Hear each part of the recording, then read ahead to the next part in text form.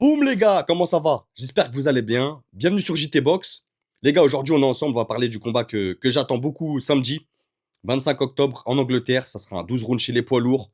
Ça sera dispo sur DAZN en pay-per-view. Je vous dis tout de suite les gars, la sous-carte, elle est pas zinzin.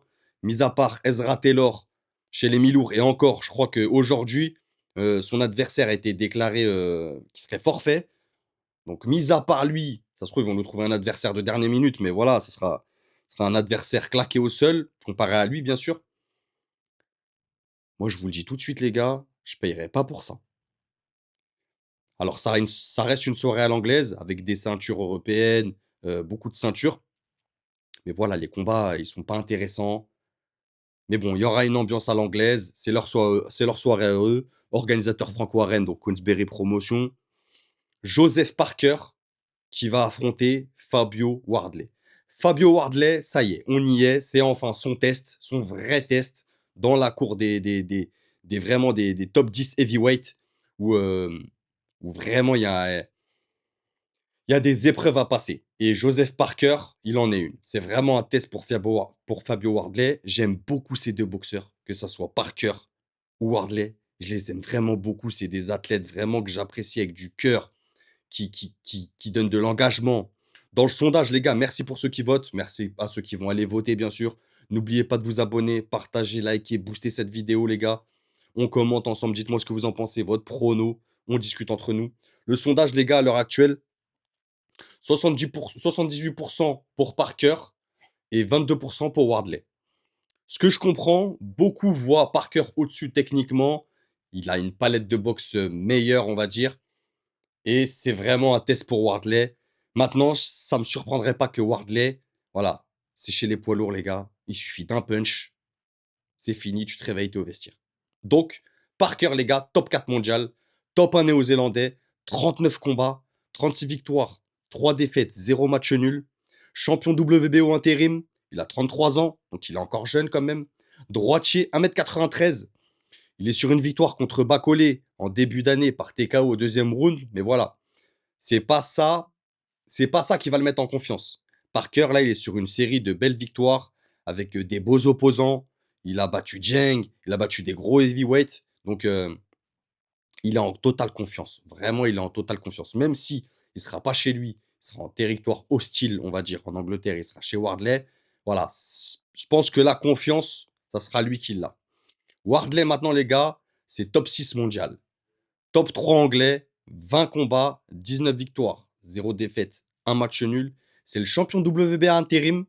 Il a 30 ans, donc ils sont à peu près de la même génération, mais ils n'ont pas du tout la même direction de carrière, rien à voir. Il fait 1m96, il est un peu plus grand que Parker, mais ça devrait pas trop se voir avec leur gabarit, tout ça. Parker, il était un peu lourd lors de son combat contre Bacolé en début d'année. Donc à voir là comment il va être. Je pense qu'il va être un peu plus fit. Euh, à voir. Maintenant, Wardley, il est toujours constant. Il a un certain poids. Je pense pas qu'il va venir plus gros. Je pense qu'il a besoin d'être sur ses jambes. Il a besoin d'être à son poids de forme. Donc voilà, les deux, je les vois pas. Physiquement, j'en vois pas un dominer l'autre, on va dire. En termes de physicalité, de dimension physique. Wardley, il est sur une victoire contre Justice Unie. Ah, en juin, les gars, un combat. Il gagne par KO à la 10e reprise, mais c'était dur. Que c'était dur pour Fabio Wardley. Vraiment, ils ont fait un combat de haute qualité, de haute intensité. Vraiment, je vous invite à le regarder, ceux qui l'ont pas vu, les gars. Fabio Wardley versus Justice Unie. Un gros combat. Vraiment un très beau combat poids lourd. C'est rare les très beaux combats poids lourds, les gars. On va pas se mentir, hein. C'est des combats un peu lents. Des fois, il n'y a pas trop de technique. Tu vois, on est loin des niveaux de Fury, tout ça, hein. C'est les poids lourds, c'est chaud. Quand c'est relou, c'est des purges. Vraiment. Donc là, je vous invite à aller le voir, c'est un beau combat. Et Fabio Wardley, c'est quelqu'un que j'aime beaucoup, qui met de l'engagement, voilà, qui est rapide de bras. Donc maintenant, on va passer sur la partie technique du fight, les gars, et je donnerai mon prono après. Parker, plus d'expérience. Mais en même temps que je me faisais cette réflexion-là, les gars, de plus d'expérience, je me suis rendu compte, en vérité, avoir plus d'expérience, c'est pas forcément gage de qualité ou gage de favoritisme en termes de boxe. Parce que si je prends un exemple, Bon, vous allez me dire que c'est un exemple, de légende. Si je prends Berbick, Tyson, bah, voilà, Tyson, il est arrivé, de chez les pros, on va dire qu'il avait moins d'expérience que Berbick. Berbick était champion du monde. On aurait pu dire Berbick, il a l'expérience. Mais voilà, Tyson, en face, il lui a donné une leçon. Comme je pense qu'il arriverait si Usyk prend Itoma, je pense qu'on pourrait avoir ce même scénario. Mais là, on va dans le futur, les gars. On y reviendra un peu plus tard. Donc voilà, plus d'expérience. Mais en même temps, est-ce que ça veut dire quelque chose chez les poids lourds? Vous me direz en commentaire ce que vous en pensez sur ce point-là, vraiment. Maintenant, c'est vrai que Parker, il est plus technique. Largement. Je pense que, comme je vous ai dit, Wardley a eu beaucoup de mal contre Justiceni, qui est un styliste, qui est un boxeur technique, tout ça. Bah, je pense qu'il va avoir du mal contre Parker aussi. Mais je pense que c'est des combats qu'il faut faire. Moi, je les veux, ces combats-là. Je veux pas qu'il s'esquive sans arrêt. Après, Parker, les gars, je vous vois là. Je les vois, les médias. Oui, celui qui gagne, il aura sa chance contre Usyk. Non. Parker, ça fait 10 ans, il doit avoir sa chance. Il a déjà été champion du monde en plus.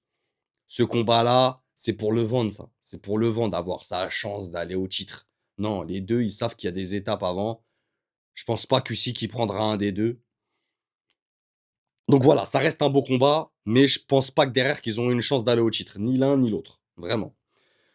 Parker, maintenant, c'est des meilleurs déplacements. Il utilise mieux l'espace du ring. C'est plus intelligent aussi, il a une meilleure intelligence de ring. Il sait gérer ces profils-là aussi. Il a déjà affronté Andy Ruiz. Il l'a pas baladé, ce serait un grand mot. Mais il sait gérer ses profils. Il sait gérer les profils agressifs qui avancent, rapides de bras, des punchers. Il sait les gérer. Donc le profil de Wardley, il connaît, il a l'habitude, vraiment. Et comme je vous ai dit, il est en confiance, il est sur des belles victoires. Mais maintenant, attention, on est chez les poids lourds. Un punch. Ciao les gars. Maintenant, Wardley, voilà, Wardley, ça va être des lacunes défensives. Mais il a des lacunes défensives parce que c'est son style qui est comme ça. C'est quelqu'un qui va chercher le punch. C'est un boxeur qui va pas chercher les combinaisons, mais qui va beaucoup travailler sur un ou deux coups, vraiment lourd, fort, sec. Tu vois? Donc, vu cette exposition qu'il ouvre pour se créer des fenêtres, il est obligé d'avoir des lacunes défensives. Maintenant, à voir comment il va les gérer. Je pense que son combat contre Justice Uni avec quelqu'un de technique, ça va lui servir pour Parker. Justice Uni, c'était une bonne préparation pour préparer un Parker. Maintenant, à voir. Parker, c'est quand même du haut niveau, les gars. C'est vraiment du haut niveau technique. Vraiment, c'est un beau poids lourd. Maintenant, Wardley, c'est rapide de bras. Il a du mal avec les boxeurs techniques, donc on va voir si son expérience va lui servir. Physiquement, c'est solide. Je m'inquiète pas pour les deux. Ils savent encaisser, ils savent se relever. Fraîcheur. Par contre, au niveau de la fraîcheur, que ce soit physique, mental, on ira du côté de Wardley. Forcément, il a que 20 combats, contrairement à Parker qu'on a presque 40 là. Donc fraîcheur physique et fraîcheur de la jeunesse quand même, même s'il y a que 3 ans qui les séparent.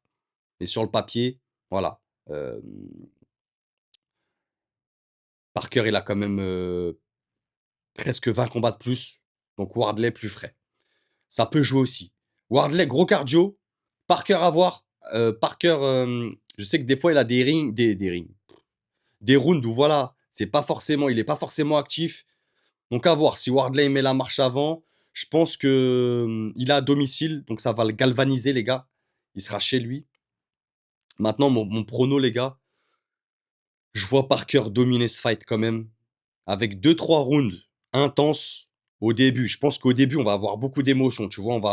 On va les surveiller, ça va envoyer des coups lourds sur les deux trois premiers rounds. La première partie de fight, je pense que du round 1 au 5, va falloir rester vigilant. Mais après, je pense que Parker, il va installer sa boxe, il va commencer à dérouler, trouver des failles et je pense qu'il peut arrêter un Wardley, avant la 10e reprise. Voilà mon prono, les gars. Dites-moi le vôtre, dites-moi ce que vous en pensez et n'oubliez pas, c'est que de la boxe. Bang!